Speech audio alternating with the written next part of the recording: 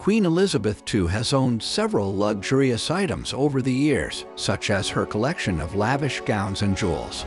During her reign, she became the longest reigning monarch in United Kingdom history, and she amassed quite a lot during that time. Queen Elizabeth II will be laid to rest after her recent death on September 8, 2022 at age 96. But what are some of the most impressive things she owned throughout her lifetime? In the video, we will explore the luxurious things owned by the Queen. I challenge you to subscribe to have our future videos. Here's everything you need to know about the luxurious things owned by Queen Elizabeth II before her recent death.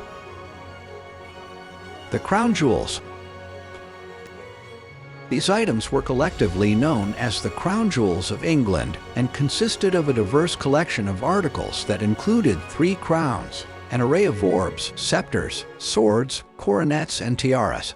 The full list was published on May 27, 2013.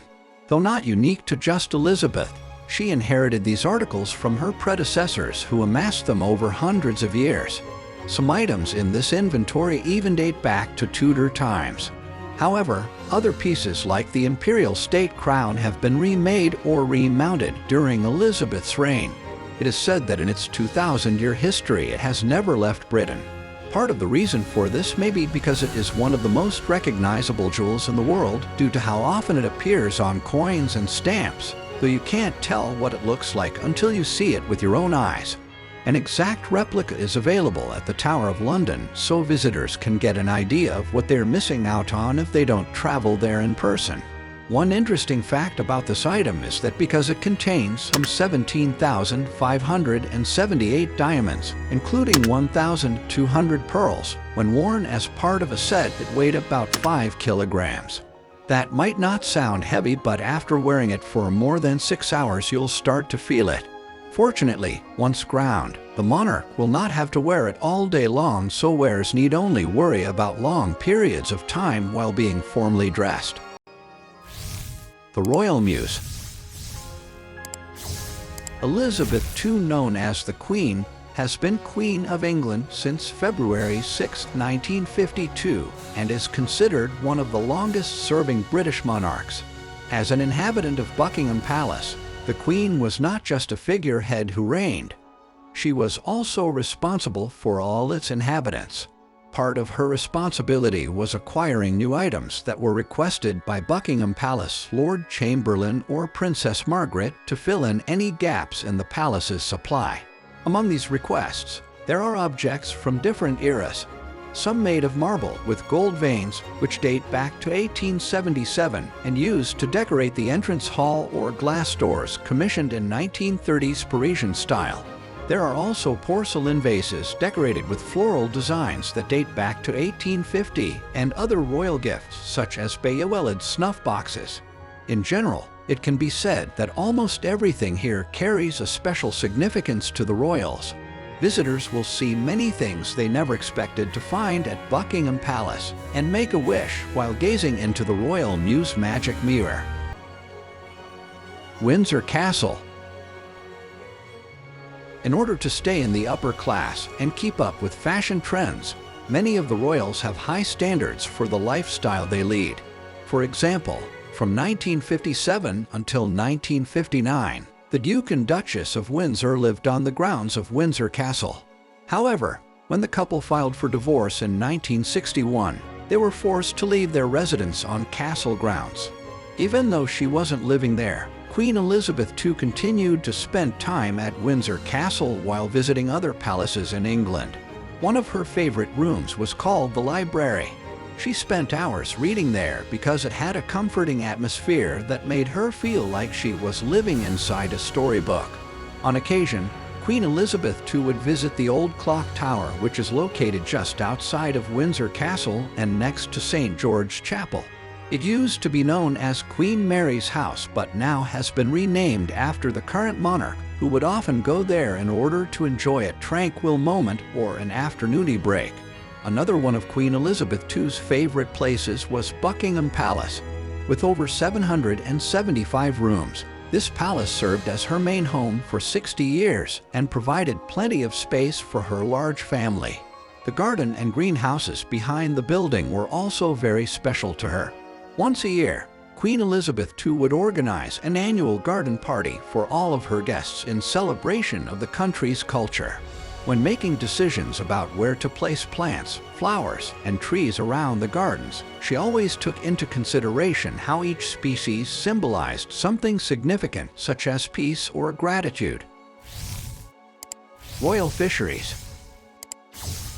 Queen Elizabeth II oversaw her royal fisheries with keen attention to detail when she was alive. The coasts of Great Britain were fished on a small scale until just before World War I, when motorized boats became available and increased catch rates dramatically. In 1945, British fisheries captured 3.5 million tons of fish, most from inshore waters.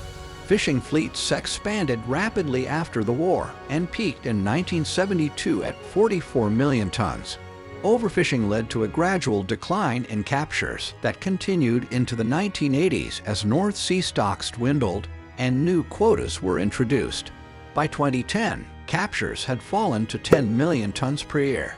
Concerns about sustainability led to further quota cuts starting in 2015 that have continued into 2019. This has been met with significant opposition from the fishing industry. Rare Chinese vase. Queen Elizabeth II currently owned a rare Chinese vase. The porcelain piece was gifted to her by the late King Abdullah bin Abdulaziz Al Saud. The rare porcelain dates back to the 18th century and is currently housed in Buckingham Palace. In 2014, the Queen unveiled 8 newly acquired paintings by British artist John Napper for the Royal Collection Trust. One of these paintings, called A Still Life, features a purple fig leaf. An auction for the painting raised over £1 million for causes such as the Children's Society, cancer research in United Kingdom, and Save the Children. In 2016, she attended another auction where she purchased 3 more pieces from this collection. She bought 2 canvases for £6.3 million and 1 smaller canvas priced at £4.5 million. These are now hanging in their permanent home at Buckingham Palace, along with other acquisitions that have been given to her or commissioned especially for her private collections on display there, including a 3rd John Napper canvas. World's most valuable stamp collection. Estimated at $100 million, her stamp collection is the most valuable in the world. Her collection includes one-of-a-kind stamps that she and Prince Philip personally collected. Her favorite, the penny black, which they purchased while on their honeymoon. She also has the only privately owned copy of the famous British Guiana magenta, worth an estimated $9.5 million. She also has a few items from Japan's 1-cent yellow duck stamp, worth an estimated $1.3 million. When she gave birth to Prince Charles, 2 were released. All were donated to the United Nations Children's Fund. What other queen would do such a thing? Also, when she turned 80 years old, she opened Buckingham Palace up for public tours. Queen Elizabeth II has proven herself to be one of the longest reigning monarchs and world's most powerful woman. Her sense of style as well as her taste in fashion are reflective of this, with her affection for beautiful jewelry and clothes. One thing is for sure. The Queen has undoubtedly lived a luxurious life, something that must have been important to her considering her illustrious fashion legacy. Rest in peace, our lovely Queen.